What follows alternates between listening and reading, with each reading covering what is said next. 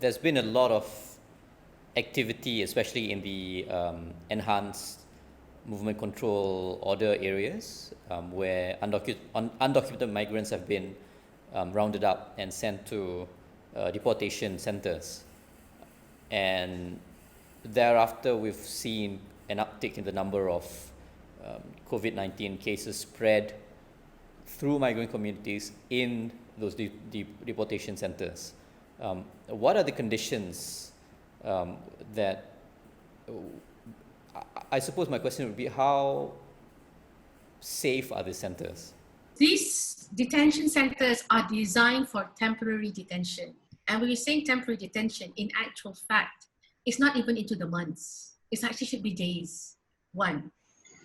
So have in mind that these detention centers are not designed for long-term stay. Satu. Second, they're even not designed like prisons. Prisons are in a way are better in design because it's for long-term stay. But even prisons are not designed to handle COVID-19. It's totally impossible to do social distancing or physical distancing in prison. The same way it is to do as well in detention center. How do you do social distancing? And we already, from data that's been shared by nonprofit organizations that have been working on migrants for the past 10, 20 years, it is a well-known fact that a number of diseases are spread in detention centers. From the most, I think one time that I read that even penyakit beriberi because of nutrition, TB. So if even in the normal situation, you're already having this. And in detention centers, the separation between adults and children are also another problem. And male, female is also another problem. Because again, it's not designed for long term. So when you have something like COVID, you're actually creating a ticking time bomb. Now, people would assume if you're going to be a very mean person and you say, it's okay, it's only them. But you forget that it's not just them that are exposed to COVID-19 detention centers. The people who are working there, the people who send supplies in and out are exposed. And because of that, the community living around these centers are also exposed. There is no notion of, it won't come to us. It doesn't, because we all don't live on an island.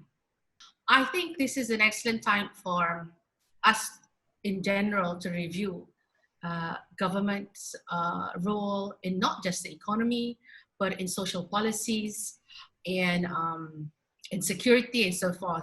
And I think one of the things that this pandemic has brought up is the new voices of the public, the new voices of think tanks, non-profit organizations coming out, pushing, and even telling the governments, you're doing this right, you're doing this wrong. So the space for discourse and also policy discourse has somehow opened. And I think for Malaysia, where policy has always been in the hands of the government, I think during this COVID, it's been really interesting to see a rise in this discourse from civil society. Now, we've seen a lot of governments either taking advantage of the pandemic for their own political gains, or we've seen governments just totally inept and unprepared to deal with it. But what we have seen is a rise of civil society filling in that role, and this is global.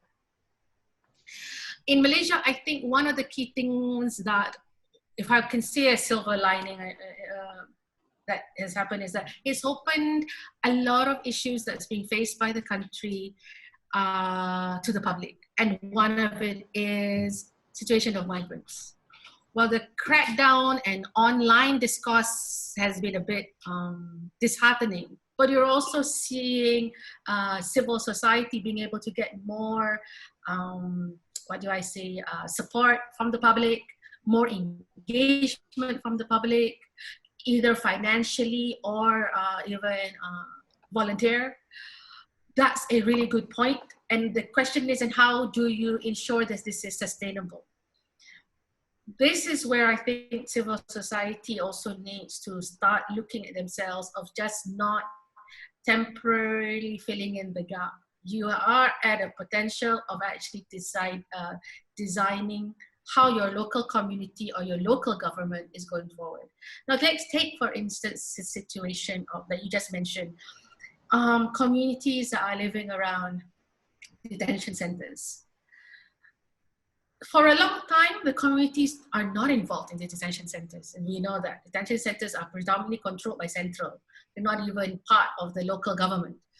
This is where we need to push, saying that the community needs to know what's happening inside. They need to know whether SOPs are being put forward. What are these SOPs? Is it capable of being implemented? If it's not, how to challenge it? And the only ones that could really highlight this will be local community, because no one else has access to this information except for people who live around the area or who are in touch with people working in these centers. So that's one example, I think, where local level civil society can get involved.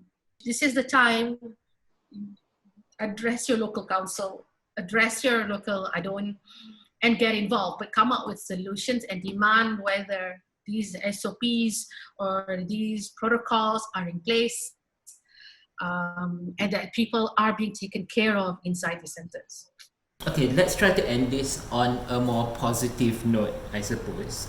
We do see migrant groups get together on their own and with each other. You do see a sense of solidarity between, I don't know, maybe the Nepalese and the Bangladeshi.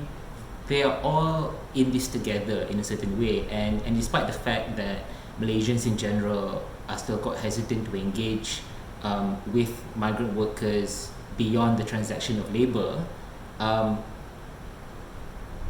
we can still try. But I suppose, it goes back to what we talked about policy interventions and that kind of stuff. But how can these things kind of grow organically?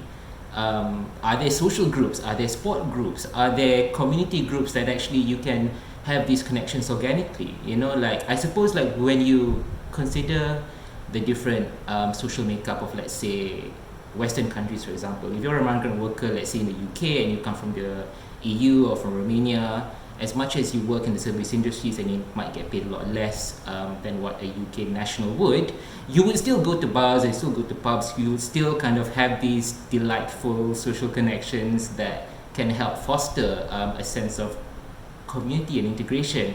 We don't seem to have a lot of that now, and I suppose maybe this is the right time after the pandemic eases to actually embrace that. And you do see some social welfare groups or some NGOs who maybe try to do this at a certain point. But yeah, can we have fun together? During the MCO, we've seen so many humanitarian work by CSOs who are really going around trying to get donation and aid. Let's put that to a different level now. How do we, apart from just your basic aid, how do we start getting communities engaged?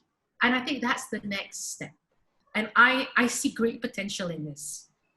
And because of also new technology as well, I think it's also made it easier to try and find out what CSOs are around that you're interested with. But again, I guess CSOs have just to really put yourselves out there and push and show that this is the agenda that we are doing.